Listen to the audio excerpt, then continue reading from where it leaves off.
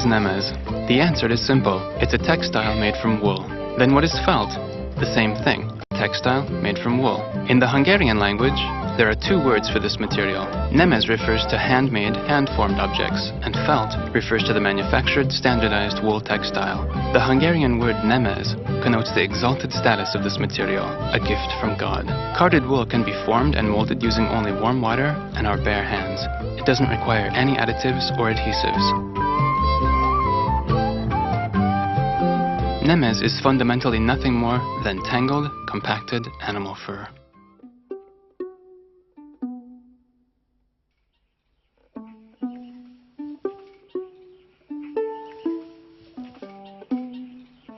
Many types of animal fur can be used to create felt, but wool has the best combination of properties. Sheep's wool is oily, wavy, and has a natural curl which makes it different from the fur of other animals. Fine wool is the best for creating felt.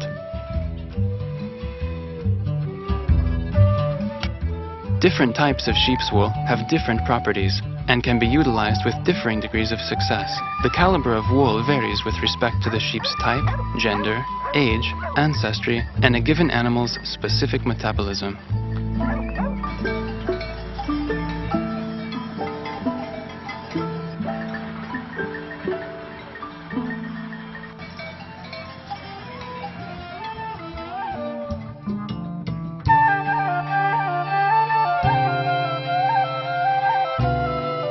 Felt is one of humankind's oldest forms of textile. Although there aren't many clues to its earliest origins, one of the oldest stories describes its miraculous discovery on Noah's Ark. The animals in the Ark traveled in close quarters for many weeks and continuously shed their fur in the warmth of their confinement.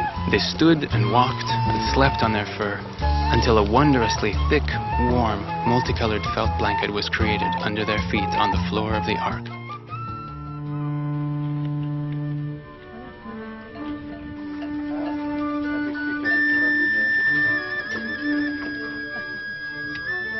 On the acreage of the Hortobágy collective, the sheep known as rocka are sheared in spring during warm, dry spells. These days the work is partially completed by machine, but a generation ago it was still done entirely by hand. In those days, the most experienced shepherds could shear between 50 and 60 sheep a day. The shearing is done with the sheep in a sitting position, starting with the belly and the inside of the legs, progressing upwards from the ankles and over the spine.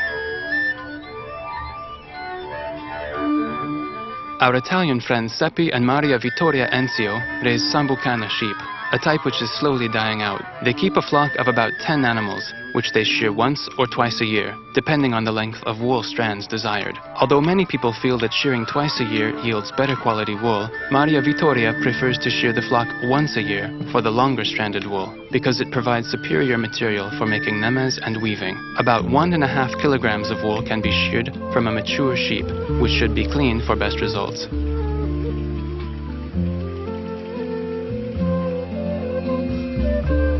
Wool is washed to remove foreign matter, grease, and the animal's smell.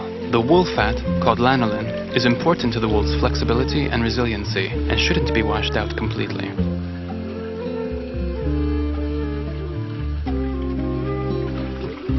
Excessive pressure should be avoided during washing because the wool can begin to interlace and shrink and form felt, which will make further handling difficult.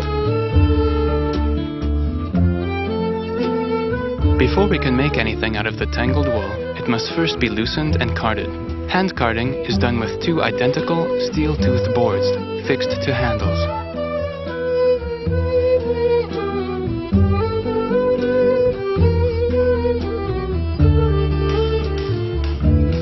Gyula Mihalko is perhaps the last person in Hungary who uses a traditional but very unusual method of preparing wool for his felt hats.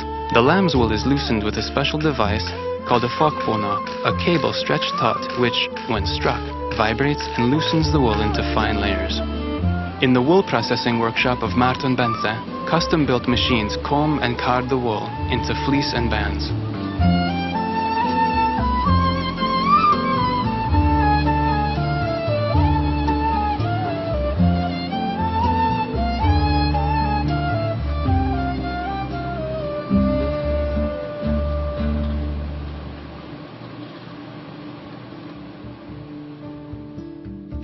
Most plants contain some kind of coloring agent and can be used for dyeing wool. We can use bark, flowers, leaves, or fruit to prepare a dye bath. Once we've soaked, boiled, and strained the organic material, we can cook the wool in the dye for 60 to 90 minutes to obtain the desired shade.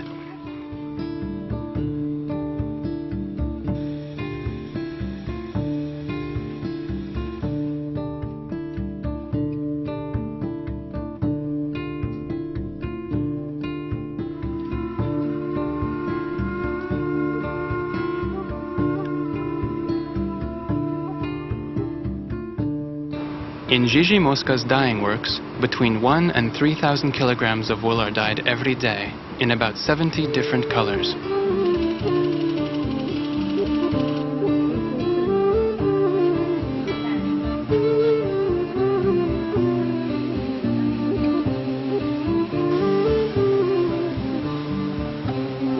Dyeing experiments are carried out in a laboratory to ensure that the desired color is obtained.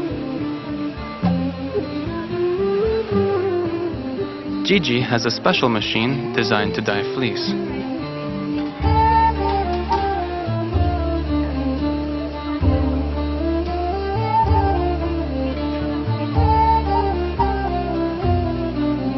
The other machines are cabinet-like in construction, and the wool is submerged in skeins, dyed at 90 degrees Celsius, and then centrifuged and dried.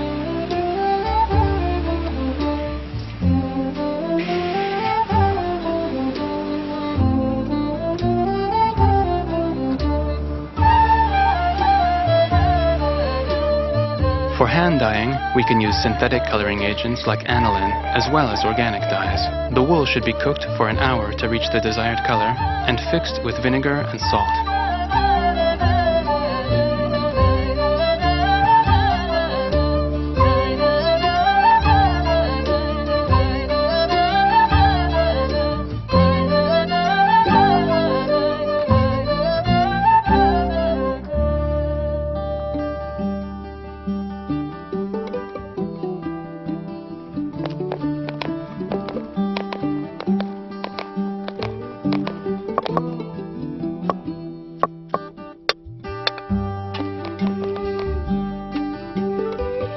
One of the oldest uses of felt is in the fabrication of rugs. I'm going to make a rug using patterns cut out of sheets of partially finished felt sheets. The half-finished material is called pre-felt, which has begun to cling together, but can still be applied and worked into another felt surface.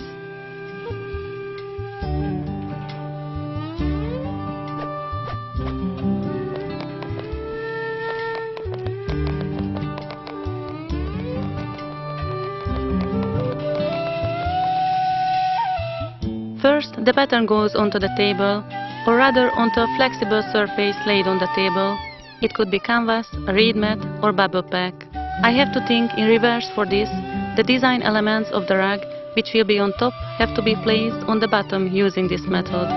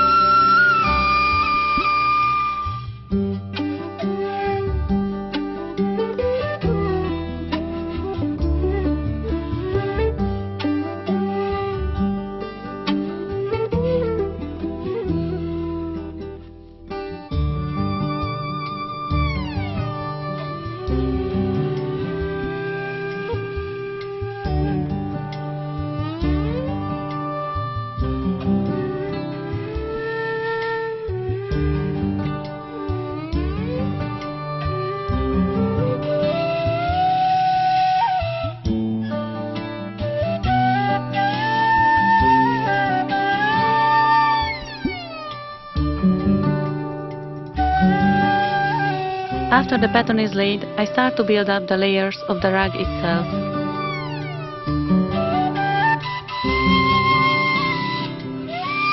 I'm using wool carded into fleece for the rug because I can build it up in large sections. The consecutive layers of wool are laid with their strands running perpendicular to each other. In this way, we can achieve the most balanced distribution of material, and the rug will shrink in perfect proportion from all sides when we start to knead it. I reinforce the edge with a little extra wool because otherwise the ends of the strands will be too thin. I'm using 6 layers for this rug and I'm expecting it to shrink by about 40%. Felt prepared using this technique can shrink anywhere from 20 to 300% depending on the thickness and quality of the wool.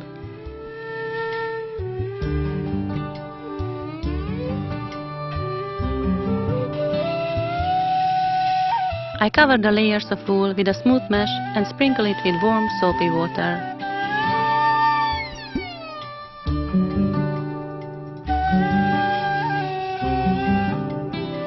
After I have compacted the layers, I work on the edges of the rug.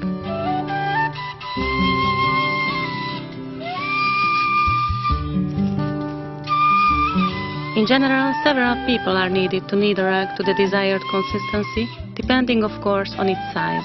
To begin the process, we are going to roll the rug on a plastic pipe.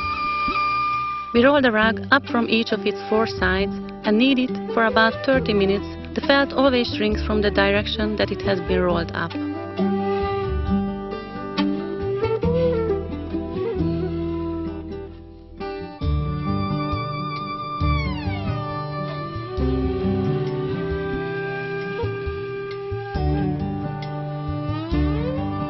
While we knead it, we constantly move over the entire surface of the roll to prevent it from shrinking irregularly.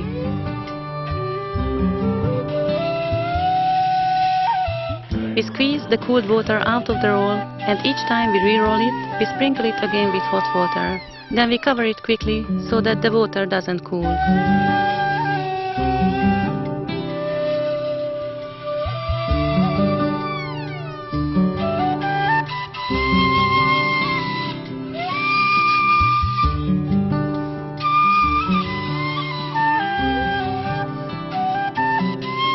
After 2 or 3 rounds of rolling, we see how well the pattern has worked into the surface and make minor corrections with wet, soapy hands.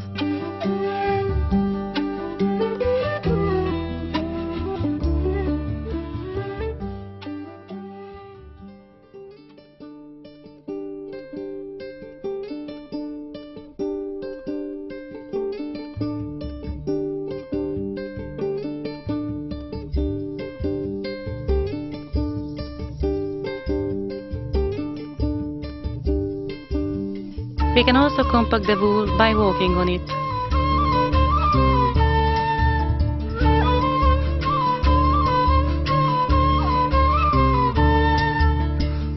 If the felt and the pattern have stabilized, we can leave the pipe behind and roll up the wool in a plastic sheet. After this, the final phase is to roll up the felt rug itself and secure it with canvas or plastic sheeting for the last round of kneading.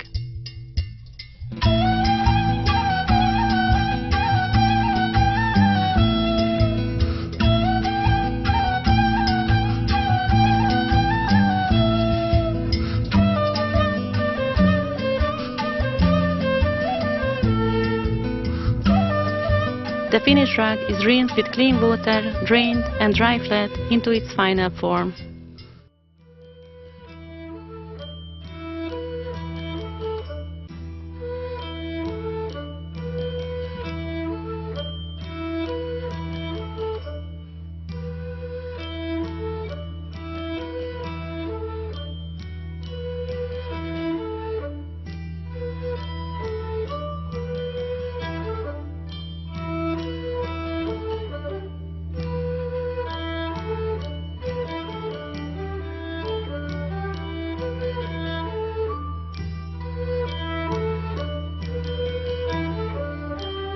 I use very fine, high-quality merino wool, mostly in band form, to make scarves, and I decorate it with different kinds of textiles in different combinations. Loosely woven silk is good for incorporating into handmade felt, as are cotton and wool-based materials. I make a single thin, broken layer of carded wool and then stretch the silk over it. The starting dimensions of the scarf should be twice the projected size of the finished product. A 3-meter scarf will shrink and compact to about 1.5 meters.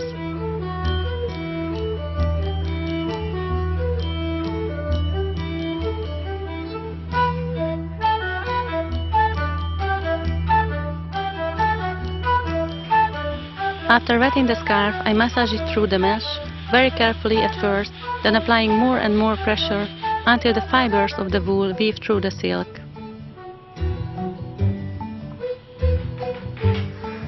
Then I can roll it up into a tube and knead carefully. I use progressively more and more hot water and begin to knead it with more force. If I use too much force in the beginning, the wool will bond to itself and not work through the surface of the silk.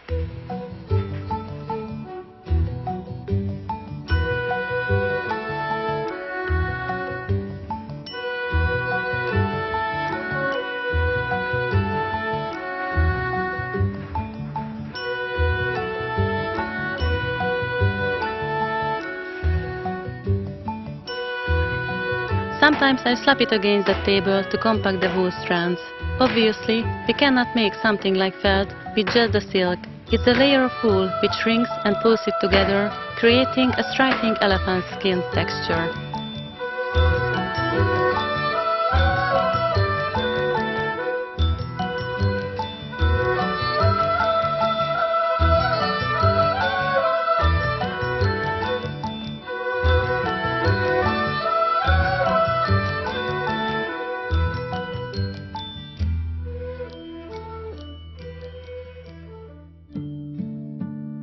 I design the bag to its final specifications on paper, then I enlarge this form proportionately and cut the pattern for the bag out of styrofoam sheet. The bag is built up out of 5 layers of wool and should begin at 140% of its final size. When I'm making a hollow form like this, I usually apply 2 layers at a time. I apply the first 2 layers onto the form so that about 2 centimeters of wool hangs over the sides. Then I sprinkle the layers with water, press it down and turn the form over and turn the excess wool inwards.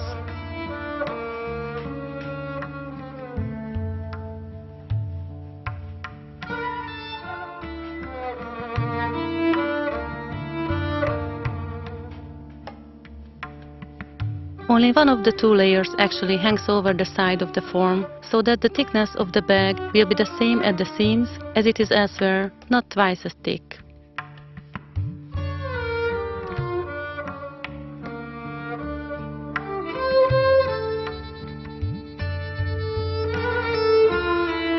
If I've got 4 layers on the bag, I turn the bag over onto its front and reinforce the area under the pocket.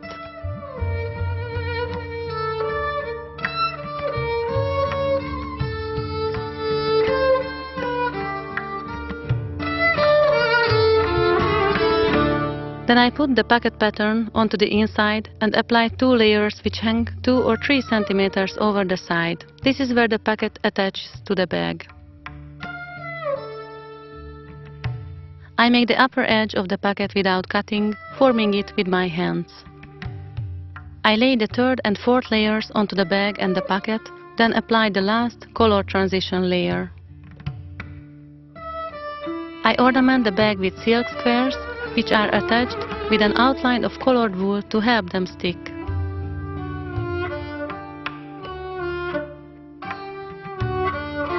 I rub and massage the bag until the wool has bound together and the pattern has set on the surface. Then the kneading begins. After 1 or 2 rollings, I can take the form out if the felt is strong enough.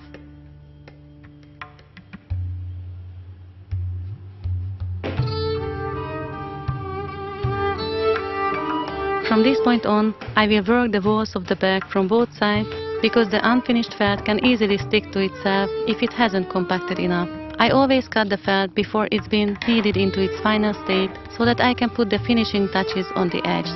I knead them with soapy hands and continue to apply hot water until the wool has been strengthened.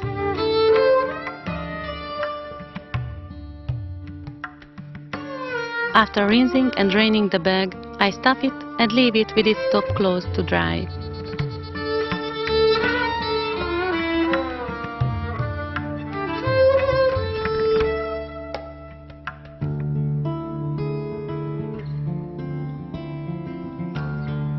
The average woman's head circumference is 56 or 57 centimeters. Controlling the final dimensions of a hat requires special attention because even a 1 centimeter difference can be significant.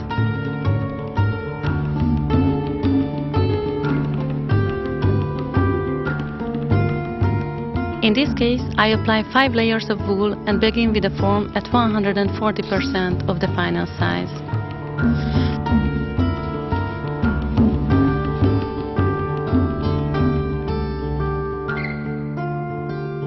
After the first 4 layers have been laid, I create the ornamentation for the hat, in this case a long felt noodle and a rose. I leave the last 3 or 4 centimeters of the ends raw, almost dry, so that I can attach them later to the surface of the hat.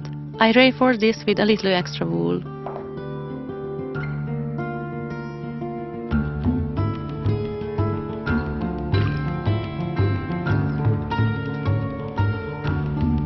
I apply synthetic organza to the last layer and then a very thin layer of wool on the top of that to help the organza adhere to the surface since it's relatively stiff, coarse material.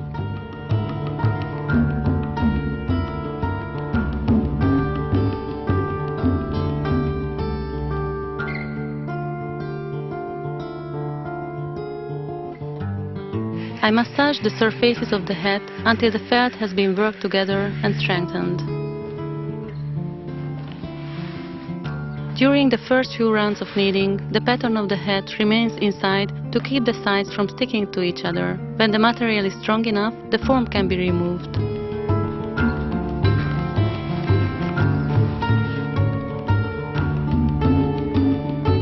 While I'm rubbing the hat, I make sure that I move continuously over the entire surface to massage out the seams where the 2 sides of the hat meet. The finished shape must be consistent and uniform in 3 dimensions.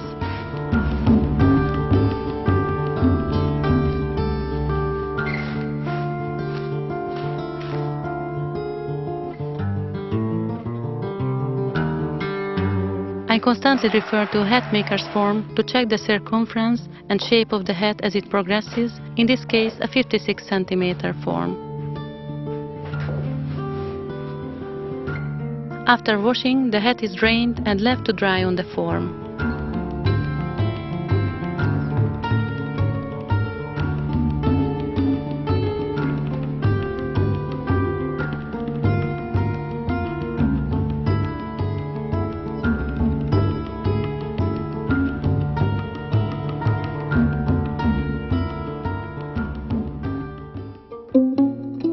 I often find inspiration for my hat sculptures in nature. Because of this hat's large dimensions, I'm going to make it a little thicker than usual.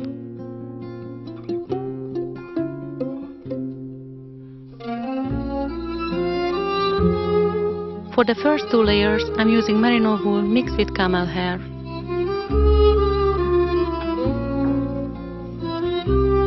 For the edges, I'm going to create another shape which will be formed by folding.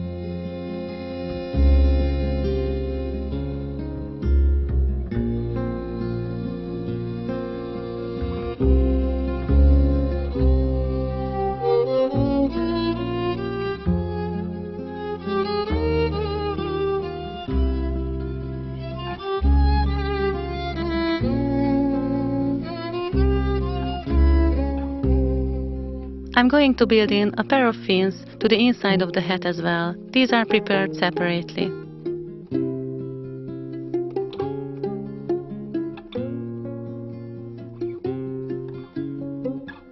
I leave 3 or 4 centimeters of raw wool at the base of the fins so that I can apply them to the main form. I only work on the upper part of the fins, leaving the lower part for later when I apply them to the main form.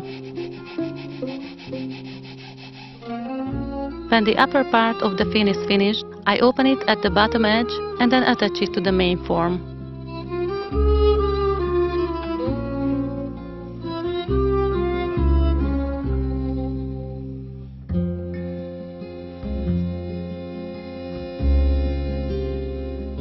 Now I'm applying the 5th layer of wool, which will carry the ornamentation and which will be worked together with the lower half of the fins as I apply them to the surface of the hat.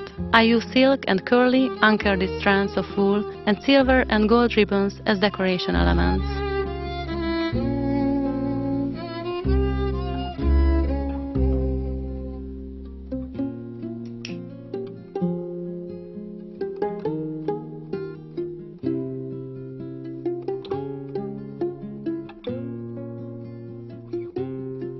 I apply the ribbons with a thin layer of wool.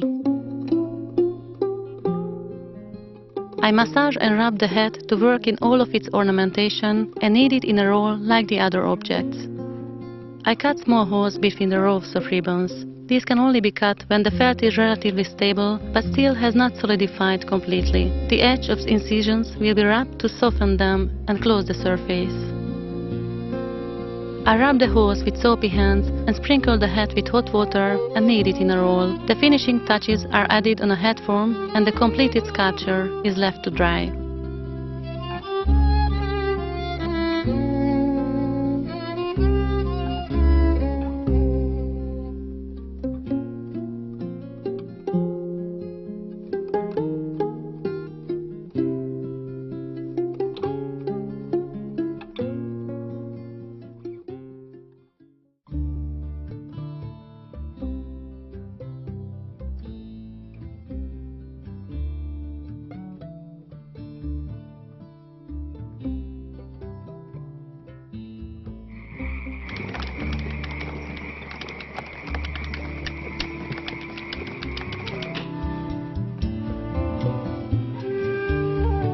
Sometimes I create stylized animal figures.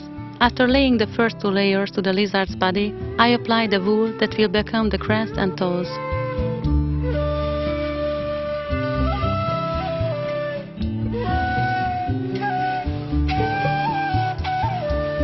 When the 4th layer is finished, I press and compact the form and then make the triangular crest.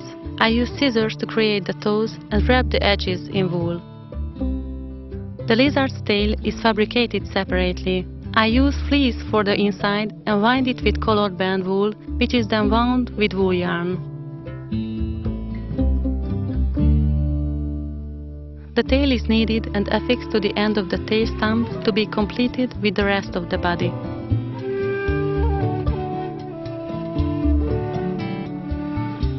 The partially completed fin is affixed to the top of the body. The crest is first attached from within. I decorated the center of the creature's back with beads strung onto a wool band. I entwine silk strands into the spaces between the beads and massage the bands into its back through the mesh. Working from the base of the crest to the body of the lizard, I apply the final color transition, then turn it over and fold back the edges and lay the final colors.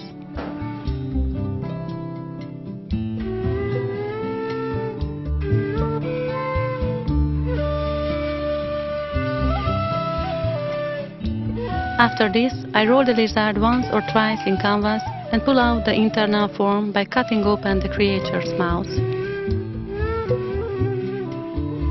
I rework all the details like the toes and the crest one at a time from the outside, supporting the inside with a wooden spoon so that the internal surfaces don't stick together. I continue to work the wool until the felt compacts and strengthens into its final state. After washing the lizard, I stuff it and leave it to dry.